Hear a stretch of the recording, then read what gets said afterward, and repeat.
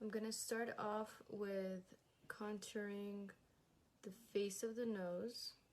You want to make sure you don't contour the side of the nose, because if you add a shadow to the sides, you're actually going to make it wider rather than more pinched. So you want to keep the shadows on the face.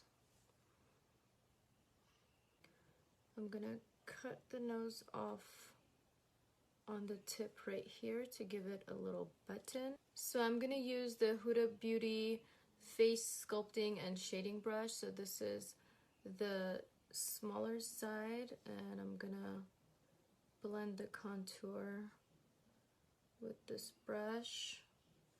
So you want to blend the line, blur it as much as possible, but keep it on the face of the nose. You don't want to move it around too much. I'm gonna go over my contour a little bit with the foundation that's left over on my foundation brush. So this is gonna blur it out a little bit more.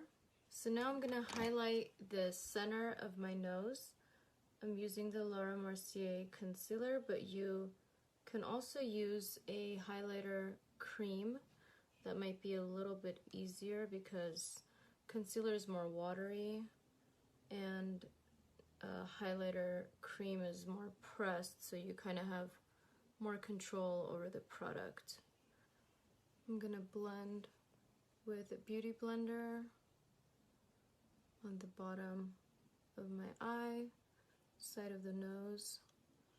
You want to make sure you don't go over the contour. If you do, you can just go over it a little bit with the contour brush.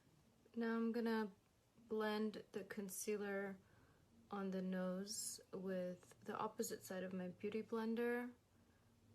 And if you want to be more safe, you can actually use a brush for this. Just an eyeshadow brush will do. So I'm gonna set my under eyes first with the Laura Mercier translucent. I'm gonna press in the concealer, and for the side of the nose, I'm gonna let it bake a little bit. So you can just place a good amount of setting powder on the sides and just let it. I'm gonna tap off the excess powder.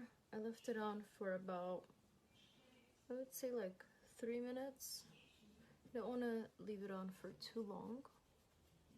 I'm gonna highlight the tip of my nose with the Anastasia Amrezy highlighter, and also the center.